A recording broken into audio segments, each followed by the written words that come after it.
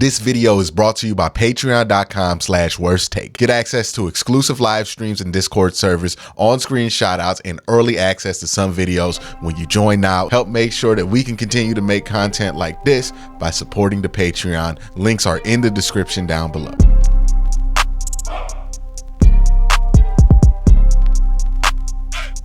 Okay, so the Browns just wrapped up mini camp, and I thought there were a couple of interesting things to come out of mini camp and some things that we feel better about coming out of mini camp. The most important thing, and this is being dead serious, is that we came out of mini camp with no injuries. I know there might be some younger Browns fans who don't know why that's so significant, but the tale of LaCharles Bentley and anybody who was around during the time that LaCharles Bentley and All-Pro Center signed with this team and tore his whole body up on the first day of mini camps. Y'all know what that means to get through OTAs and mini camps healthy. Luckily for the Browns, no major injuries. Actually got a couple guys back early, right? Amari Cooper back on the practice field. Myles Garrett was back on the practice field. So nothing but good news there on the injury front, on the health front. And what I felt like was good news, and look, people are going to downplay this or upplay this, if that's even the proper term. I doubt it. But people are going to push this in whichever direction that they want it to be in and make it the most crazy version of that direction. But it is a good thing that Deshaun Watson did not just look good during minicamp. He looked great. And again, I could hear the pessimists going, well, it's just minicamp. He's not seeing a pass rush. He's throwing them 7-on-7s. It's not like real football. And yes, that's true. But we've also seen quarterbacks in minicamps for this team stink. Right? Brandon Weeden, the famous story about his first mini camp practice where maybe one ball didn't hit the ground. Baker Mayfield has had some rough mini camp practices. You go down the list of the 25 quarterbacks in Cleveland Brown history, and they all kind of had their moments of terrible minicamps. Honestly, I don't know why we're acting like Deshaun Watson having a good minicamp isn't somewhat of a deal, especially within the city of Cleveland, because I don't think we've ever witnessed the quarterback looking great during minicamps. It's always, we're going to wait and see. And, well, the wide receivers weren't really there. And, well, Odell Beckham and Baker Mayfield, they got to get their chemistry together and this and that and that and this and this, that and the third, and excuse here and excuse there. When have we ever just been like, man, our quarterback was balling during minicamp? I don't think we've ever done that since Bernie Kosar was here. So if something hasn't happened since Bernie Kosar was here at the most important position in this franchise's history, well, you tell me if that's not a deal. Like, it's at least a deal. Stop acting like it's not a deal, right? We've never seen quarterbacks play well during mini camps, whether it be no pass rush, whether it be here, and let alone let him play well with a team that's as talented as this. This is good. This is good news. It's not a guarantee that Deshaun Watson is going to be back to form. It's not a lock or anything like that. And I don't think we should look at it like that. But what it is promising, right? That we're seeing Deshaun look like Deshaun, making the throws that we expect Deshaun to make, having the chemistry that we expect Deshaun to have, right? Oh, Nick Chubb changed his face mask, by the way. I didn't know that. That was cool. But as I try to stay focused, but it's nice to see him and Elijah Moore get out there. And we're like, okay, we can see where this is going. Oh, it's nice to see him get out there with Marquise Goodwin, and we could go, okay, yeah, we can see where this is going. It's nice for him to get out there with his number one receiver in Amari Cooper, and we can say that the chemistry is already there, because those are things that we have not done as a franchise since coming back in expansion, right? Every year, okay, we get a new weapon for Baker Mayfield. Well, it's just mini camps. The chemistry is not going to be there during mini camp. We got to wait till training camp and preseason. And honestly, we got to wait till 6 weeks in the season to see if this guy's going to be able to catch a pass from the quarterback. You know what I mean? How many times have we done that? So for us to get to minicamp and we're like, okay, cool. I can already see how Amari Cooper's going to have a big year. Okay, cool. I can already see how Deshaun Watson's going to find Cedric Tillman. Okay, cool. I can already see the chemistry between him and Amari Cooper and Elijah Moore and David Njoku and this, that guy in the third. How do we not think that's a big deal? Like sometimes I feel like people root for being miserable. And shout out to Cleveland.com for giving me the footage. I also appear on Cleveland.com every Thursday for Sporting for Cleveland for you. So if you want to check that out, check that out. But sometimes I feel like there's some fans that go out their way to be miserable and you don't have to. And look, your team winning or losing, that's not a choice that you have, right? That's just a result. But your attitude about how you enjoy your football team, whether it is through the lens of misery or through the lens of hope, that's absolutely a choice.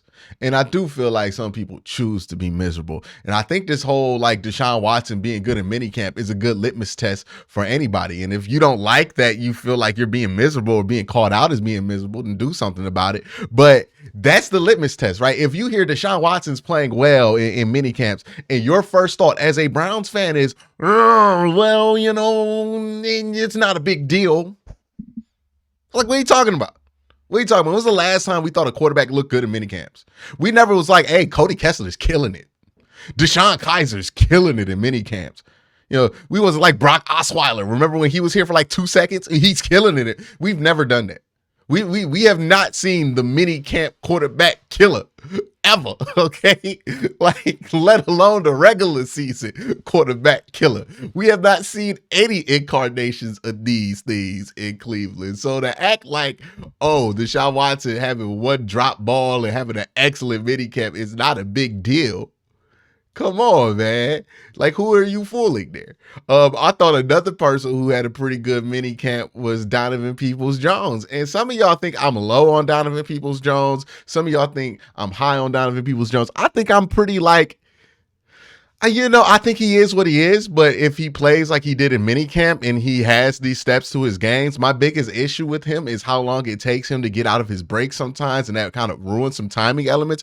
But it has been brought up to me that might not be that big of a deal anymore, that he doesn't come out those breaks as fast, because Deshaun Watson is not going to be somebody who demands that your timing be precise in order for him to be proficient at the quarterback position. He's somebody who could play with a little bit of a wiggle room for those wide receivers, which is why when you have better quarterback play, it makes your wide receivers better. I don't think we evaluate that enough, but that's why it happens, right? The good quarterbacks don't have to be on time. The average quarterbacks do. Right. And when you ask a good quarterback or a great quarterback to strictly be on time, you get bad results. And when you ask a bad quarterback or mediocre quarterback to give you a little wiggle room, you get bad results, right? Bad, mediocre, well, not bad, but mediocre to average quarterbacks have to be on time. That's why Kyle Shanahan has great success with the guys that he has great success for, right? With. That's why. Right. He's able to do a lot with the Brock Purdy, because Brock Purdy understands that he can be on time and be all right. Right. There are some guys who are talented enough that they feel like they don't have to be on time, and that messes them up in them systems, whether they are good quarterbacks. Right. I think that's been Trey Lance's issue, that he's talented enough that he doesn't feel like he has to be on time. But if you're not on time in that system, you're not going to be good. It was his biggest issue with Johnny Manziel. Johnny Manziel wasn't on time. He left Cleveland within a year. Right. He wants a quarterback that's going to be on time. And usually that's a better skill set for, you know, the Jacoby Brissetts, the Brian Hoyers, the Brock Purdys, and such of the worlds, the Jimmy Garoppolos and all that. That's the lane that they live in. The great quarterbacks are the ones who cannot be on time and still be on time, if you know what I mean. If you watch the Bengals, Joe Burrow ain't never on. Well, Joe Burrow is sometimes he's on time. Sometimes Joe Burrow is on his own time. Right. And that's what makes him be able to elevate those wide receivers, because it's one thing for a corner to anticipate a slant route. It's one thing for a corner to be able to defend a wide receiver when they can anticipate some of the timing and be able to kind of jump on that. It's helpful to them. When you throw that timing off for a millisecond or two, then all of a sudden that becomes a dangerous game to play for both sides, because if you don't have a skilled enough quarterback who could be a little bit late, you're going to throw a lot of interceptions, right? If you have a skilled enough quarterback that he could be a little bit late but still be on time, like Patrick Mahomes, like Joe Burrow, like Josh Allen, hopefully, like we seen Deshaun Watson be in the NFL, now all of a sudden you got something great. And that's how I think you can get the most out of Donovan Peoples-Jones is that, hey, look, you don't always have to be on time. Just run your route. I'm going to find you. That might be very helpful to him. So I'm going to give him a little bit more of the benefit of the doubt this season. I'm excited to see what he comes up with this year and what he does, because I hope he does better, because I think this team needs him to do better. But that's what that's been. And I think the biggest talking point during OTAs and mini camps, and there's a big difference between nice catch by DPJ, OTAs and mini camps, is OTAs are kind of like just the install period. Mini camps are let's play a lot of 7-on-7 to see what works, what doesn't, right? So there is a difference between those two things.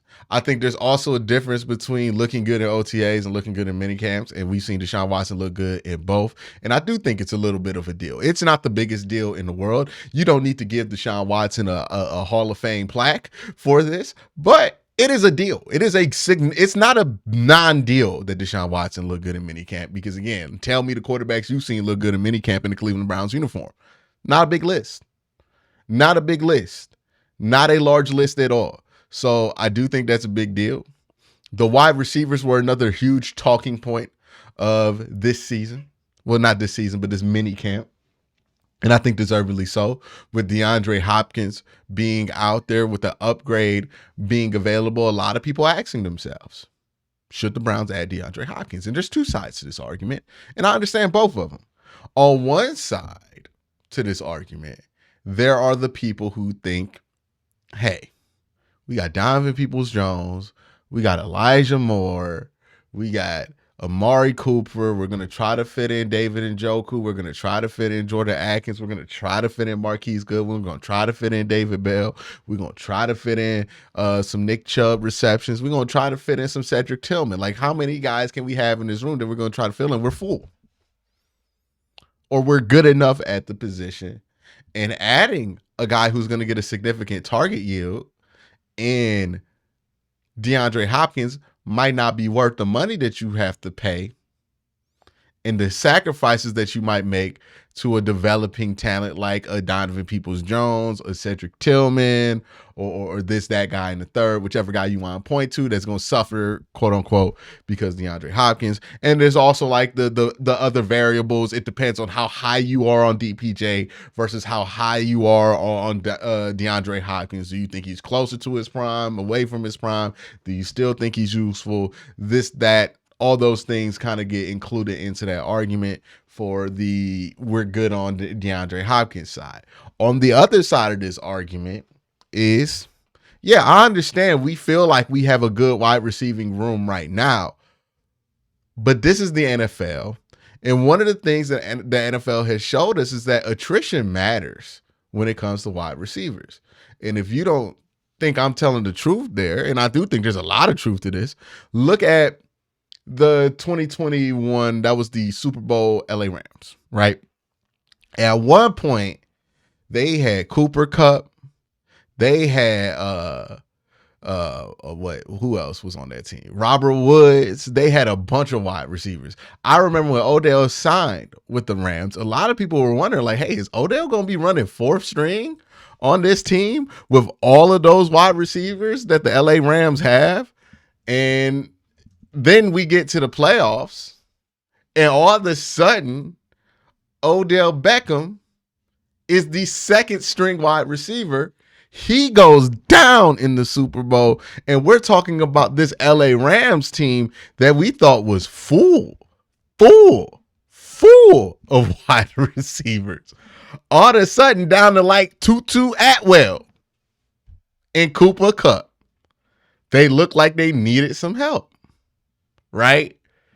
That is what attrition does to you, right? And again, that team had Odell Beckham, Van Jefferson at one point. They had Robert Woods, I believe, still on the roster at one point. Like, we thought they were stacked. and then injuries happen. The same thing happened to the Bengals, right? We know about them, the three-headed monster, Tyler Boyd, T. Higgins, Jamar Chase. But at one point of the year, the Bengals were down to some dude named Taylor and another guy that they had out there. Remember those two dudes that they beat us with in December? They weren't Jamar Chase and they weren't T. Higgins. They beat us with some random dudes out there. Now, again, they beat us, but still, the attrition is real at wide receiver. We have seen this time and time before. When you think you have enough at wide receiver, you might not have enough at wide receiver. And I do think there's some truth to that. I think there's a lot of truth to that. But the answer for that problem isn't going to be to sign as much talent, as much old guys as possible to solve that. The solve for that problem is to have young talent. Right? You can't solve that problem by getting DeAndre Hopkins. Because if you get DeAndre Hopkins, you're going to have to get rid of somebody else to get him. Or if you do get DeAndre Hopkins and then you do get somebody else, somebody's role is going to be taken. You don't know what the locker room dynamics are going to be with that. You don't know how that player is going to react. And you don't know if that's going to affect Donovan Peoples-Jones' ability to be decent in case of an emergency of DeAndre Hopkins getting hurt. Also, when you get a player that's like DeAndre Hopkins, I do think that that's going to change a little bit what you do on offense, which is fine. But if you're getting him purely for depth, that's not a good reason to get somebody, because the D-Hop goes out, that offense changes again. Now you're in a deeper hole than you would have been if you didn't have D-Hop. The solve for those issues are young players, right? If you're worried about injuries at wide receiver, make sure you have young wide receivers, right? The team that I mentioned that suffered from this the most was the 2021 Rams. And the reason they suffered was because they didn't have any young wide receivers, right? They got down to Tutu Atwell, who was on the reserve list early in the season. So was Robert Woods. He got hurt. You know what I mean? Like, that was the issue for them, right? When you're down to Ben Skoranek and Brandon Powell, that's an issue. The Browns solve for this is, hey, if we get injury issues, we believe in David Bell. Whether you believe in him or not. We believe in Cedric Tillman. That's going to be who solves your problems if you have injury issues. And given what I've seen other teams run out there, I think the Browns are more than deep enough, and they have enough depth and reasonable depth for me to feel okay with what they have, right? Because again, if Amari Cooper gets hurt, damn, that sucks. We got Elijah Moore. If Amari Cooper and Donovan Peoples-Jones gets hurt, damn, that sucks. But we got Elijah Moore. We'll throw Cedric Tillman in there. We don't know if those two are going to be good, but we still have the potential to be very good because those guys have good potential. It's not like the Browns' seventh receiver, backup receivers are like Anthony Schwartz like last year, where we know there's a very low floor or low ceiling of where he's going to go, or some other, like Kadarrell Hodge or somebody like that, where it's like, okay, we already know what this dude's going to be and what his limitations are. So I don't worry about that as much there. That's not a guarantee that Cedric Tillman and David Bell are going to be great players, but that's saying, hey, if you're betting on the depth of your roster being covered by, first day two picks in the draft, that's fine. That's fine, right? If two guys go down and you got to go to your third round rookie, that's fine. That's not a disaster. If two guys go down and you got to go to some dude who could have been like signed on waivers, okay, that's a problem. So those two issues aren't the same. And that's why I think that the Browns are probably going to go without DeAndre Hopkins. I could see where it could benefit them. I could see where he could help this team, but I also could see where they would feel good enough to stand pat there. We'll see if that ends up being a good situation or not. We'll see how this season goes out, but that's my thoughts on mini camps. That's my review of mini camp. Let me know what you think in the comment section down below. Y'all have a great day. Have a good night.